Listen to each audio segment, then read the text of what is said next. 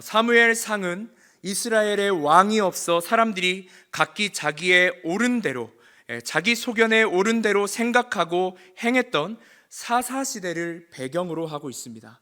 사람들이 이 자신의 소견에 옳은 대로 행했다는 것은 어떤 문제를 만났을 때, 또 삶을 살아낼 때 사람의 눈에 보이는 대로 상황을 해석하고 나름의 논리와 이성을 가지고 결정하고 말하고 행동했다는 것입니다. 문제는 막상 그렇게 생각하고 행동했는데 사람이 예상했던 대로 상황이 잘 안 펼쳐지더라는 거예요. 계속해서 다른 민족이 이스라엘을 침입하고 협박하고 겁박하고 핍박해요. 그래서 사람들이 결론을 내리기를, 하나님이 계시기는 계셔도 그는 우리를 별로 돌보시지 않는 신이다, 이렇게 결론을 내립니다. 그렇게 이스라엘은 사사시대가 길어지면 길어질수록 하나님 외에 헛된 신들을 더 섬기기 시작해요. 그런 면에서 볼 때 이 사사시대와 우리 시대는 참 많이 닮아 있는 것 같습니다.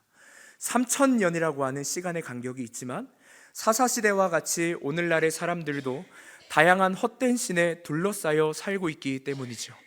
여기서 헛된 신들이라고 하는 것은 단지 헛된 우상뿐만이 아니라 유명, 인사, 쾌락, 이데올로기, 어떤 성취를 하나님보다 더 중요하게 여기는 것까지도 포함될 수 있겠습니다.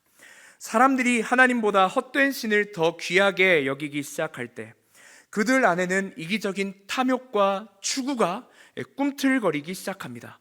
그렇게 서서히 교회는 그와 같은 탐욕과 추구로 말미암아 서서히 빈사 상태가 되어가고, 리더들은 자신을 부르신 하나님의 그 놀라운 은혜를 가볍게 여기기 시작하며 예수 그리스도를 주로 모시는 대신에 어디에서나 자기 눈에 옳은 대로 생각하고 행동하고 판단하기 시작합니다.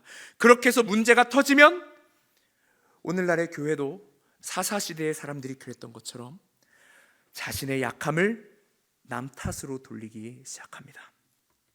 심지어 하나님 탓을 하게 됩니다.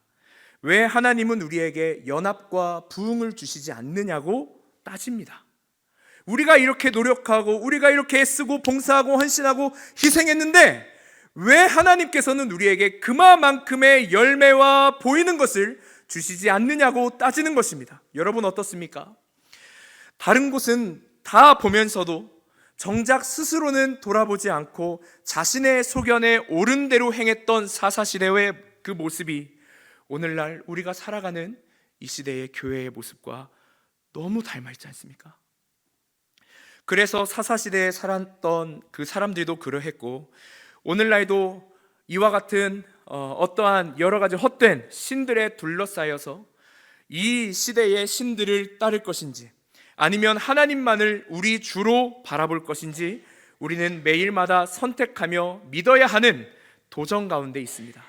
여러분, 헛된 신이냐 하나님이냐, 앞에 나온 아까 그 자막을 다시 한 번 더 다 같이 한번 읽어보겠습니다. 시작. 사사시대에 살았던 사람들뿐 아니라 오늘날 우리도 헛된 신들에 둘러싸여 이 시대의 신들을 따를 것인지 아니면 하나님만을 주로 섬길 것인지 선택해야 하는 도전 가운데 있습니다. 여러분, 사사시대의 특징은 사람들이 각기 자기 소견에 옳은 대로 행하여서 하나님을 알고 사랑하는 것으로부터 항상 돌아섰다는 것에 있습니다. 시간이 흐르면 흐를수록 소위 사사라고 불리는 인물들조차 점점 더 경악할 만한 그런 짓을 자행하고 현실은 더 암울해져 갔습니다. 그래서 우리는 이런 내용이 왜 이런 인간의 비참한 모습이, 이런 실패와 연약함들이 성경에 굳이 기록되어 있을까 의문을 갖기도 하는 것이죠.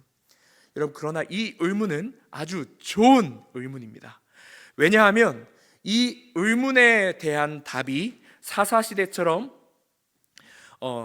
서서히 이 빈사 상태로 향해 가는 오늘날의 여러 교회들에게 경종을 울리는 힘을 갖고 있기 때문입니다. 우리는 그 답을 사무엘상 1장 9절에서 18절까지의 말씀에 발견해 볼 수 있습니다. 오늘 본문은 오랜 시간 불임으로 인해서 마음이 메마르고 고통 중에 있는 한 여인의 이야기로 시작됩니다. 이 여인은 한나라고 하는 사람이었어요. 한나는 남편 엘가나의 이 편애에 가까운 특별한 사랑을 받았지만 오히려 그로 말미암아 엘가나의 또 한 명의 아내였던 브닌나라고 하는 여인에게 심한 괴롭힘을 당해야만 했습니다. 그때마다 한나는 참 많이 울었습니다. 많이 슬퍼했고요. 여러분 아시죠?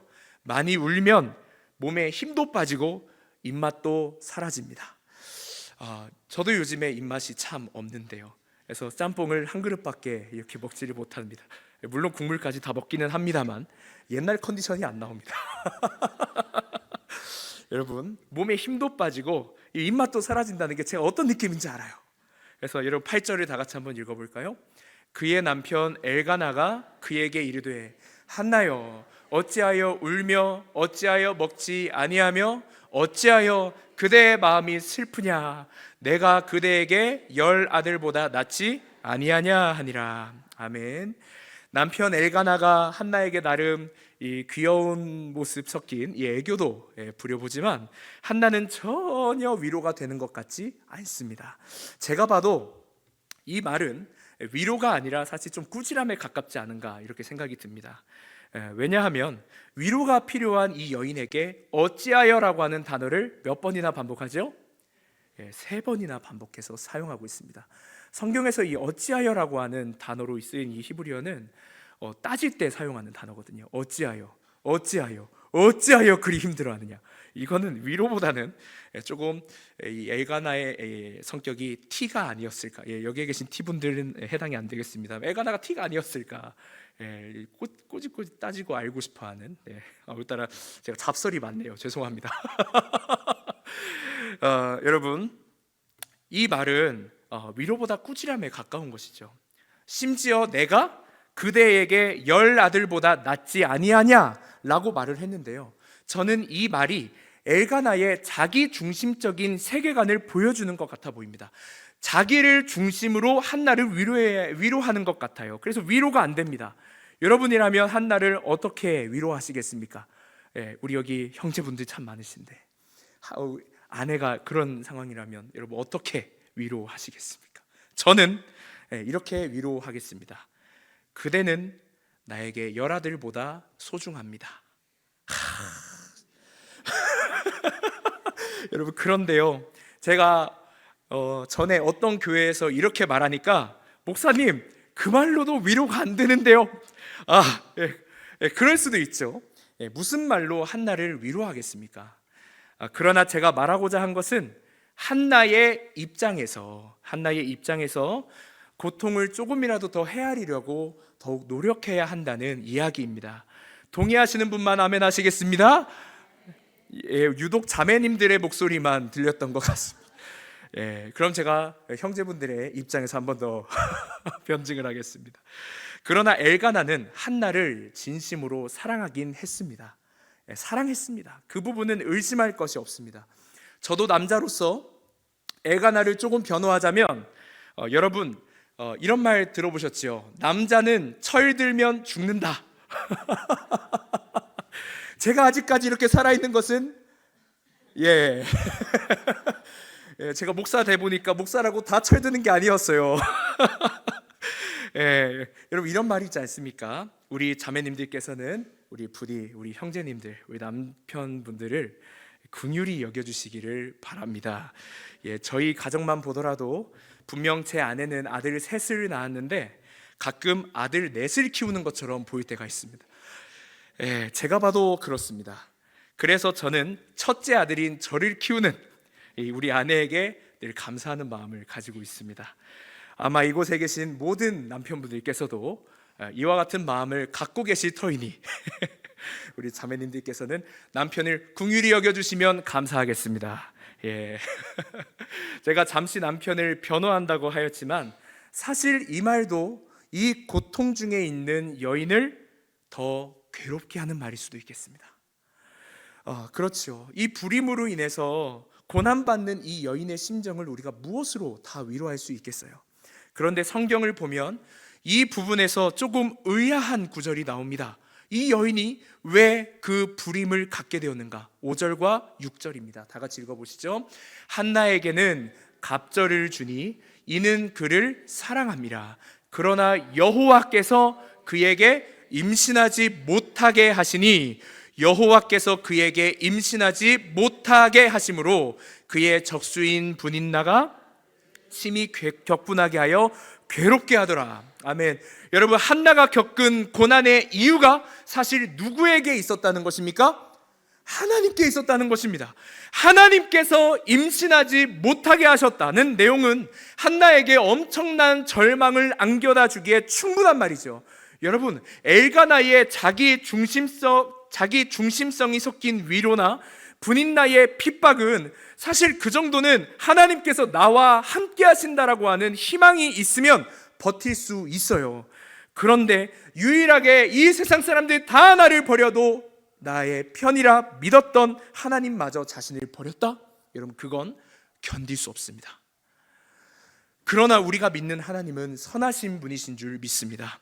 사랑의 하나님이시며 모든 생명을 주관하시는 분이십니다.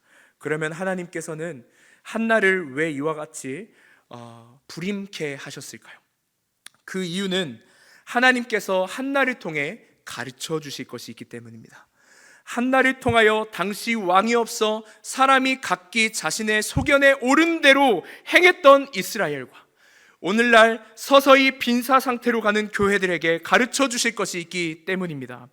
또한 고난 속에서도 희망을 찾아 헤매보지만 방향도 기준도 없이 이 땅의 행복, 번영, 물질, 명예, 권력, 물량, 관계 가운데 인생의 목적이 있다고 하는 이 땅의 나그네들에게 하나님께서 말씀해 주실 것이 있기 때문입니다. 그래서 첫 번째, 하나님께서 한나의 불임을 통해 가르쳐 주시는 것은 당시 이스라엘의 영적 상태입니다. 하나님께서는 한나의 절망을 보여주시며 이 절망은 곧 이스라엘의 상태와 같다는 것을 가르쳐 주십니다. 하나님의 백성 이스라엘이, 교회가 현재 자신들의 이 절망적인 영적 상태를 직면해야만 참된 소망을 찾아서 나아갈 수 있기 때문입니다. 그래서 이 말씀은 생명을 잉태하지 못하는, 생명의 유동함을 찾아보질 못하는 그런 어둠 속에 있는 모든 희망의 빛이 꺼져갈 때 그 이스라엘에게 물어보시는 거죠. 이스라엘이여, 너희들은 어디서 소망을 찾겠느냐고 물어보시는 겁니다.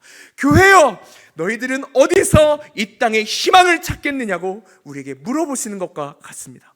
두 번째, 한나를 향한 엘가나의 자기 중심적인 위로와 분인나의 핍박을 통하여 우리는 영적, 도덕적으로 혼란에 빠진 이스라엘의 상태를 살펴볼 수 있습니다.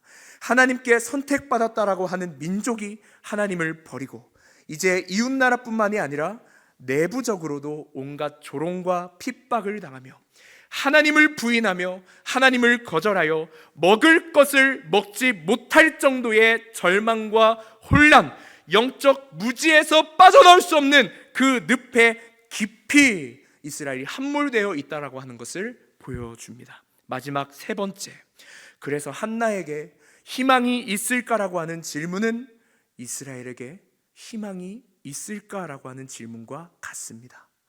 한나에게 소망이 있을까라고 하는 질문은 오늘날 교회에게도 소망이 있을까라고 하는 질문과 같습니다. 사무엘상 저자의 의도에 따라서 우리는 개인의 고통을 넘어서 민족의 고통까지도 보여주는 이 한나를 더욱 집중해 볼 필요가 있겠습니다. 왜냐하면 이제 한나가 이 절망의 상황에서 어떻게 행동하는지에 따라서 이스라엘의 운명이 결정될 것이기 때문입니다. 오늘 읽은 본문은 이렇게 시작됩니다. 9절에 그들이 실로에서 먹고 마신 후에 한나가 일어나니 그때의 제사장 엘리는 여호와의 전 문설주 곁 의자에 앉아 있었더라. 한나가 첫 번째로 보여준 행동이 무엇입니까? 먹었습니까? 아닙니다. 한나는 금식하고 있었습니다. 먹을 수가 없었습니다. 그들만 먹은 겁니다. 한나를 빼고. 그러면 한나가 보여준 행동이 무엇이죠? 일어난 것입니다. 일어난 것. 반면에 제사장 엘리는 앉아 있었습니다. 제사장은 한나와 같이 이스라엘의 그 영적 상태를 보여주는 인물 중에 하나입니다. 한 나라가 패망의 길로 가고 있는데 한 나라의 영적 지도자였던 제사장은 주저앉아 있었다는 것입니다. 이러한 제사장의 영적 무지한 모습은 이스라엘의 영적 빈사 상태를 보여주는 것 같습니다. 반면 이 연약한 한나는, 우리가 볼 때 아무런 희망도 없어 보이고 소망도 없어 보이는 이 한나는 일어나서 무언가를 적극적으로 하려는 것처럼 보입니다. 여러분, 무엇을 하죠? 10절을 보면 한나가 마음이 괴로워서 여호와께 기도하고 통곡하며, 여러분, 한나가 일어난 이유가 무엇입니까? 하나님께 기도하기 위해서였습니다. 여러분, 우리가 기도하는 이유가 무엇입니까? 우리가 간절히 하나님 앞에 매달리고 간구하는 이유가 무엇입니까? 힘들고 지칠 때마다 주님 앞에 나와 우리가 주님의 뜻을 여쭙고 살피는 이유가 무엇이죠? 우리에게는 능력이 없기 때문에 그렇습니다. 내가 의지할 만한 힘이나 소망이 내 안에 없기 때문인 것입니다. 내 스스로가 해결책이 될 수 없기 때문입니다.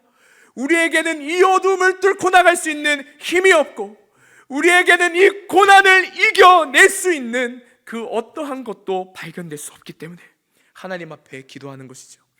그래서 한나는 일어나 하나님께 적극적으로 기도합니다. 하나님만이 태를 여실 수 있다는 믿음으로 나아갑니다. 하나님만이 진짜 우리에게 필요한 생명의 주관자라고 하는 믿음으로 나아가는 것입니다. 하나님만이 괴로움을 푸실 수 있는 진정한 위로이시며, 하나님께서 어두운 이 땅을 치유하시고 다시 회복시키실 구원자라고 하는 분명한 믿음으로 나아갑니다. 한나가 하나님께 간절히 매달리며 간구하기를, 11절 말씀을 다 같이 한번 읽어보죠. 서원하여 이르되 만군의 여호와여, 만일 주의 여종의 고통을 돌보시고 나를 기억하사 주의 여종을 잊지 아니하시고 주의 여종에게 아들을 주시면 내가 그의 평생에 그를 여호와께 드리고 삭도를 그의 머리에 대지 아니하겠나이다. 아멘. 주의 여종의 고통을 돌보시고 기억하사 잊지 아니하시고, 한나의 처절한 마음이 이 세 문장으로 강력하게 표현되고 있습니다. 이는 한나의 고통이 얼마나 크고 깊었는지 알 수 있는 대목임과 동시에 하나님의 전적인 선택과 은혜만이 한나의 유일한 소망이요 희망이라고 하는 것을 고백하는 것입니다. 그래서 한나는 이와 같은 소망을 가지고 고난과 절망을 넘어 일하시는 크고 강하신 만군의 여호와를 찾습니다. 여러분, 만군의 여호와라고 하는 것은 헬라어로 전능한 하나님으로 해석되는 단어입니다. 전능하신 하나님, 바로 그 전능하신 하나님, 모든 것을 이루실 수 있고 행하실 수 있고 은혜를 베푸실 수 있는 그 만군의 여호와께 한나는 서원합니다. 주여, 나의 고통을 돌보아 주시고 아들을 주시면 내가 이 아들을 주님께 나실인으로 드리겠습니다. 이 아이의 평생의 삶을 주님의 손에 의탁하겠습니다. 헌신하겠습니다. 여러분, 나실인은 누구입니까? 나실인은 구별하여 하나님께 평생 헌신된 사람들이었습니다. 사사시대에 하나님께서는 이스라엘의 부르짖음을 들으시고 사사를 보내셨습니다. 그 중에는 삼손과 같은 나실인도 있었습니다. 한나는 자기 아들을 바로 그 나실인으로 드리겠다 약속합니다. 그녀의 기도는 이제 단순히 개인적인 차원을 넘어선 민족을 위한 기도가 된 것입니다. 나실인을 통한 민족의 구원, 이제 그의 기도는 민족을 위한 기도가 됩니다. 불임 상태에 있었던 이스라엘, 생명의 힘을 단 한 채도 찾아볼 수 없었던 이스라엘, 어떠한 소망도 희망도 이 땅에서는 발견해낼 수 없을 것만 같은 그 이스라엘, 오늘날 서서히 빈사 상태로만 가는 것 같은 이 교회를 향하여 한나는 우리에게 믿음으로 도전합니다. 우리에게 믿음으로 나아가라고 합니다. 우리에게 믿음을 보여줍니다. 이 땅의 유일한 소망은 오직 하나님 한 분뿐이다. 할렐루야. 이 땅의 진정한 왕은 하나님 한 분뿐이다. 할렐루야. 여러분, 우리도 이와 같은 믿음으로 하나가 되어야 하고 연합되어야 되는 줄로 믿습니다. 헛된 신을 버리고 헛된 행동과 습관을 버리기를 원합니다. 하나님도 바라지도 않고 하나님의 교회인 우리의 성도들도 바라지 않는데, 여러분, 교회를 세운다라고 하는 명목으로, 어떠한 뜻을 이룬다라고 하는 명목으로 개인 행동하여서 자신도 모르게 헛된 신을 불러와서 어떤 우상뿐만 아니라 유명 인사, 쾌락, 이데올로기, 어떤 성취감 등으로 여러분 참된 진리를 잊어버리고 교회의 교회됨을 버리고 어리석은 결과를 초래하는 그와 같은 태도도 우리가 버려야 될 줄로 믿습니다. 여러분, 저를 한번 따라해 주십시오. 교회는 함께 또 함께하는 곳이다. 교회는 함께하는 곳인 줄로 믿습니다. 개인이 힘을 내어서 교회를 세울 수 없습니다. 함께 해야 합니다. 뜻을 모아야 합니다. 함께 우상을 타파하고 함께 주님 앞에 뜻을 모아 믿음으로 나아가야 하는 곳이 바로 교회인 줄로 믿습니다. 오직 진리의 깃발만이 펄럭이는 우리 수원 서북교회 되시기를 주님의 이름으로 축복합니다. 참으로 우리는 엘리 제사장과 같은 영적 둔함을 가진 성도가 되면 안 될 것입니다. 여러분, 13절과 14절을 한번 읽어보시죠. 한나가 속으로 말하매 입술만 움직이고 음성은 들리지 아니하므로 엘리는 그가 취한 줄로 생각한지라. 엘리가 그에게 이르되 네가 언제까지 취하여 있겠느냐, 포도주를 끊으라 하니. 아멘. 엘리는 한나의 외적인 모습만 보며 그가 중얼중얼거리며 입만 뻥긋뻥긋하는 모습을 보며 그 외적인 모습만을 보며 술을 네가 얼마나 들이마셨으면 그렇게 중얼중얼거리며 취해 있느냐라고 말합니다. 그러나 한나가 15절에 이렇게 답변하죠. 다 같이 읽어보겠습니다. 한나가 대답하여 이르되 내 주여 그렇지 아니하나이다. 나는 마음이 슬픈 여자라. 포도주나 독주를 마신 것이 아니요 여호와 앞에 내 심정을 통한 것뿐이오니. 아멘. 한나가 들이부은 것은 술이 아니라 그의 심정이었다고 말하는 것입니다. 한나가 주님 앞에 들이부었던 것은 그의 마음이었던 것입니다. 여러분, 그럼에도 불구하고 이 중심을 보지 못했던 엘리는 그의 외적인 모습만을 보고 그가 술에 취했다고 말합니다. 영적 둔함을 상징하는 것이죠. 한나와 엘리의 이 상반된 모습을 보면서 우리는 한 나라를 하나님의 손에 의탁해야 할 제사장이 얼마나 영적으로 둔했는지 우리는 살펴볼 수 있습니다.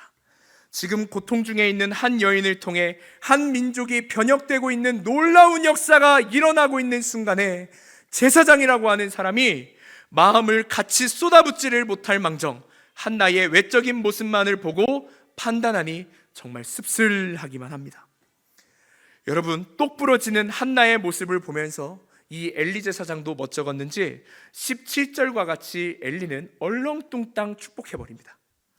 그런데 이때 엘리가 하나님을 어떻게 부르며 한나를 축복하는지 여러분 주목해 보시기를 바랍니다. 17절입니다. 다 같이 읽어보죠. 엘리가 대답하여 이르되 이스라엘의 하나님이 내게 기도하여 구한 것을 허락하시기를 원하노라 하니. 아멘. 여러분, 어떤 하나님으로 부르죠? 이스라엘의 하나님입니다. 이스라엘의 하나님. 여러분, 한 여인을 축복하는데요, 한 연약한 여인을 축복하는데 이스라엘의 하나님을 이야기합니다. 이스라엘 하나님이라고 하는 고백은 하나님과 이스라엘 민족과의 관계를 의미하는, 이 하나님께서 언약의 그 관계로 이스라엘을 붙드신다라고 하는 그 의미가 담긴 이름입니다.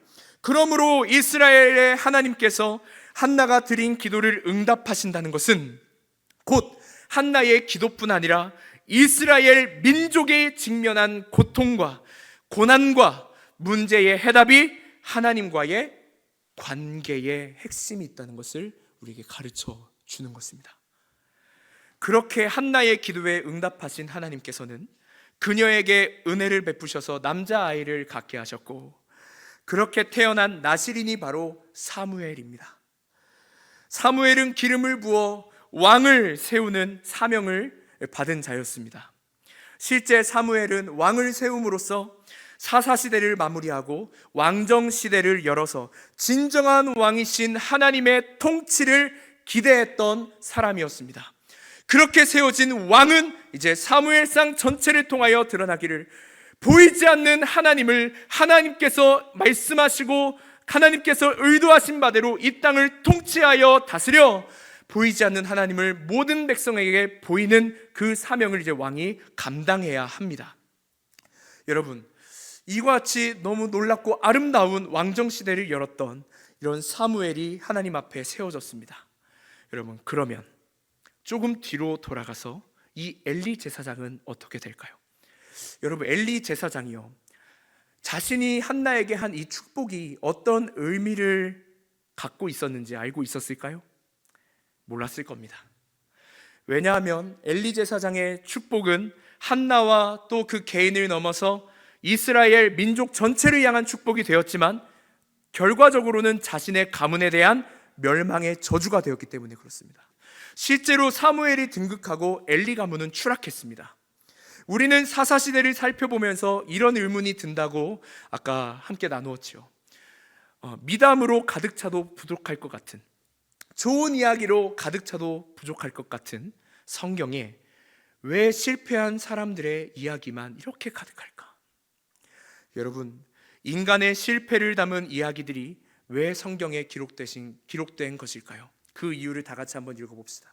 그 이유는 하나님께서 하나님과 우리 사이의 관계를 회복하시기 위한 은혜의 역사가 인간의 연약함 가운데서도 신실하게 이루어지고 있었음을 보여주기 위함입니다.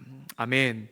여러분, 그 안에 사람들의 연약함에도 불구하고 하나님께서 하나님과 우리 사이의 관계를 회복시키시기 위한 은혜의 역사가 그 안에 담겨 있기 때문에 그렇습니다.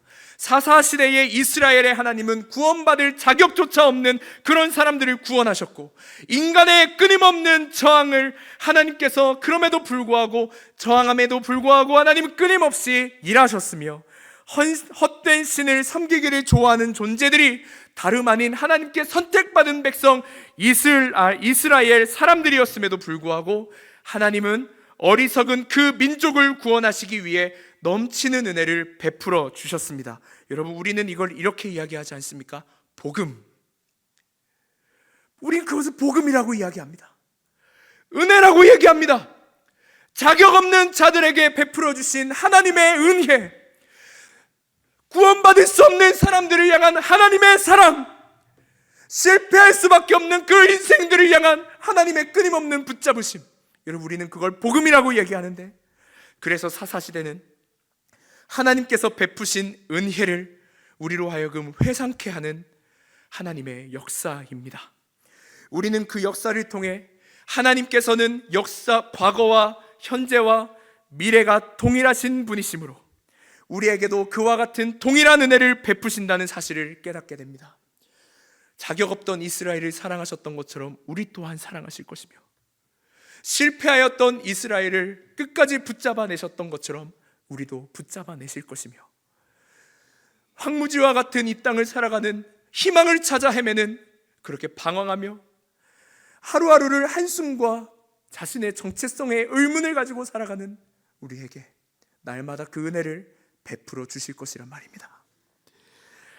레베카 피펫이라고 하는 사람은 이렇게 이야기합니다. 우리는 우리 삶의 주인에 의해 지배된다. 권력을 추구하는 사람은 권력에 지배되고, 돈과 쾌락을 추구하는 사람들은 돈과 쾌락에 지배된다는 것입니다. 엘리 제사장은 두 아들 홈니와 비느하스가 헛된 신을 섬기고 그들의 악행을 보았음에도 불구하고 용납해준 대표적인 인물로서 헛된 신에 지배된 그런 제사장이었습니다. 우리도 언제든 엘리 제사장과 같이 헛된 신을 용납할 수 있습니다. 우리도 언제든 엘리 제사장과 같이 탐욕에 쩔어 하나님을 또다시 거절하고 모른 척할 수도 있겠습니다. 돈과 권력의 맛을 알아서 그 돈과 권력에 지배받는 그러한 인생을 우리가 또다시 혹여라도 살게 될지도 모르겠습니다. 그러므로 우리는 날마다 깨어서 오직 은혜와 진리를 추구하는 그러한 깨어있는 성도의 모습을 가져야 될 줄로 믿습니다. 깨어서 오직 은혜와 진리를 추구하는 저와 여러분 되시기를 주님의 이름으로 축복합니다. 그러면 우리는 주님의 말씀과 지배에 지배될 것이라고 하는 소망과 희망을 또 가질 수 있습니다. 주님의 은혜로 말미암아 갖게 된 희망입니다. 하나님께서는 한나를 통하여 고난 속에서도 희망을 찾는 이 땅의 나그네들에게, 교회들에게 자기 자신뿐 아니라 세상을 향한 사랑의 눈물을 멈추지 말라고 가르쳐 주십니다. 세상을 품고 흐르는 울음을 마르게 하지 말라고 말씀하십니다.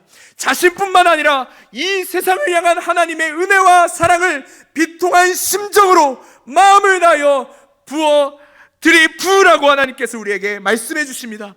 고난 속에서도 희망이신 주님을 찾았던 한나의 이 신앙과 이 모습을 우리가 기억하면서 우리 또한 고난 속에서도 우리의 희망이신 하나님을 적극적인 믿음으로 바라볼 수 있기를 주님의 이름으로 축복합니다. 여러분, 그 놀라운 은혜가 한나에게 있었을 때 한나에게 무슨 일이 일어났습니까? 18절 말씀입니다. 다 같이 읽어보겠습니다. 이르되 당신의 여종이 당신께 은혜 입기를 원하나이다 하고 가서 먹고 얼굴에 다시는 근심빛이 없더라. 아멘. 여러분, 우리가 다시 생명을 취하고 우리가 다시 하나님의 은혜를 먹는 사람들이 될 줄로 믿습니다. 다시 주님 안에 새로운 힘을 얻으며 다시금 비상하는 믿음으로 주님 앞에 깨어 나아갈 수 있는 그 은혜가, 그 믿음이 우리 수원 서북교회 가운데 충만히 흐르기를 주님의 이름으로 축복합니다. 주여, 우리에게 은혜를 베푸셔서 고난 속에서도 다시 살아낼 수 있는 힘을 얻게 하여 주시옵소서. 죽음과 같은 고통 속에서도 영원한 생명을 가지고 힘차게 살아내는 대반전의 역사를 누리게 하여 주시옵소서. 우리의 영적인 둔함을 물리쳐 주시고 은혜로, 진리로, 말씀으로 지배받게 하여 주시옵소서. 할렐루야. 저를 한번 따라해 주십시오. 주여, 우리에게 은혜를 주옵소서. 한 번 더, 주여, 우리에게 은혜를 주시옵소서.